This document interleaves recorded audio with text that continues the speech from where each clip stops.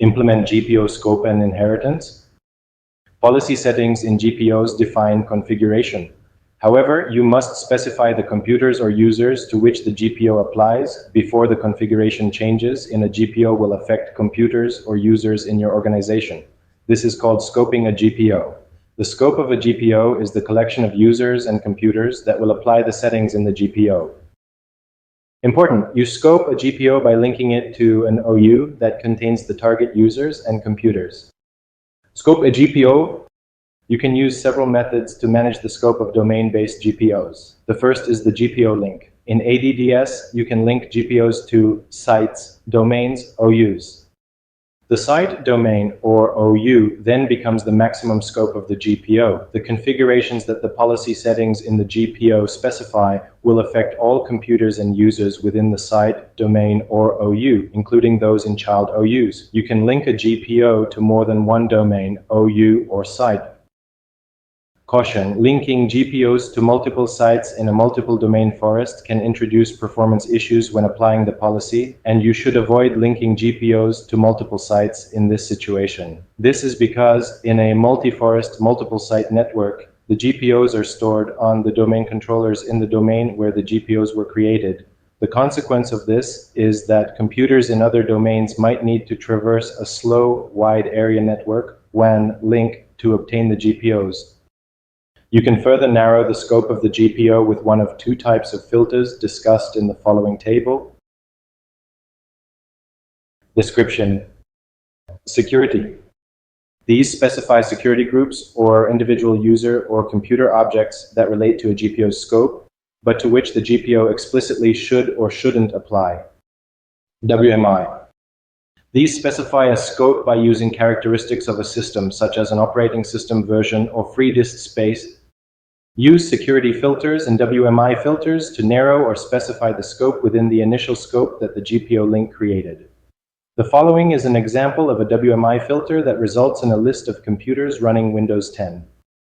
GPO processing order. The GPOs that apply to a user, computer, or both don't apply all at once. GPOs apply in a particular order. Conflicting settings that process later might overwrite settings that process first. Group policy follows the following hierarchical processing order: local GPOs, site-linked GPOs, domain-linked GPOs, OU-linked GPOs, child OU-linked GPOs. Important, in group policy application, the default rule is that the last policy, the most specific policy applied, prevails.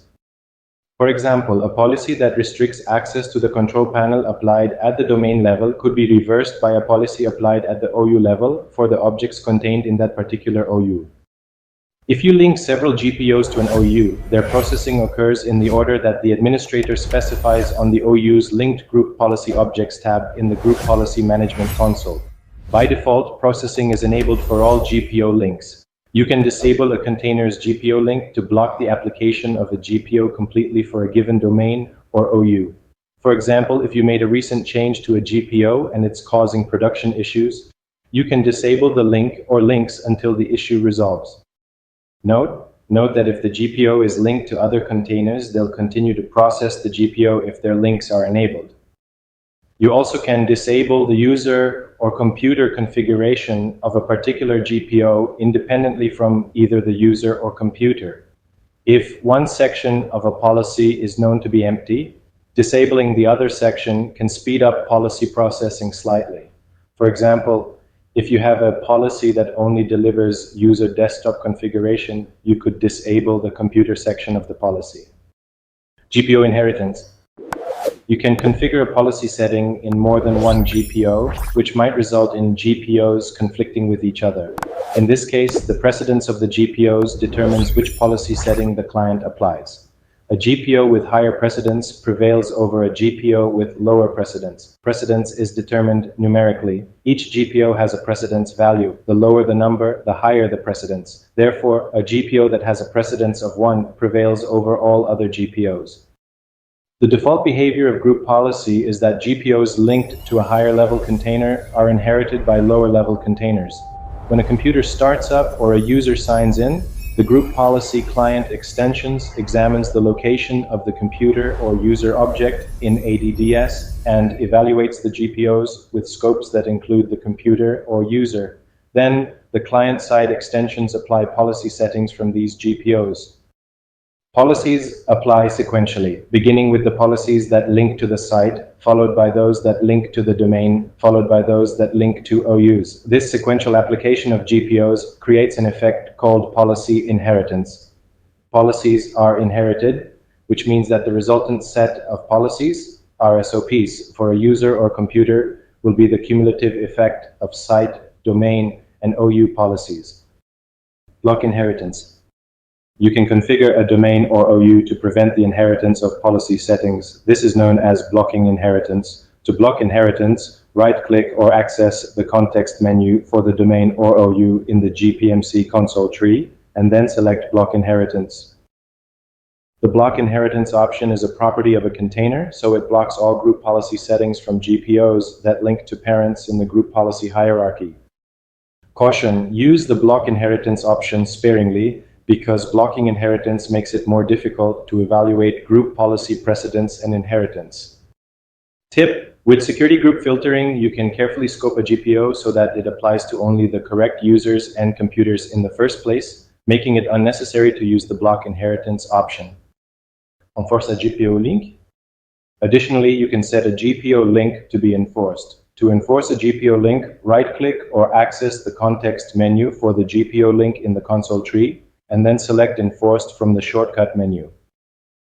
When you set a GPO link to enforce, the GPO takes the highest level of precedence. Policy settings in that GPO prevail over any conflicting policy settings in other GPOs.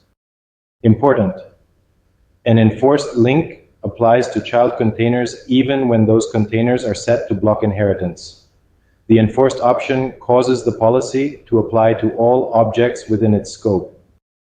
Enforcement is useful when you must configure a GPO that defines a configuration that's mandated by your corporate IT security and usage policies. Therefore, you want to ensure that other GPOs that are linked to the same or lower levels don't override those settings. You can do this by enforcing the GPO's link. Evaluating precedence. To facilitate evaluation of GPO precedence, you can simply select an OU or domain and then select the Group Policy Inheritance tab. This tab displays the resulting precedence of GPOs, accounting for GPO link, link order, inheritance blocking, and link enforcement. Important: this tab doesn't account for policies that are linked to a site for GPO security or WMI filtering,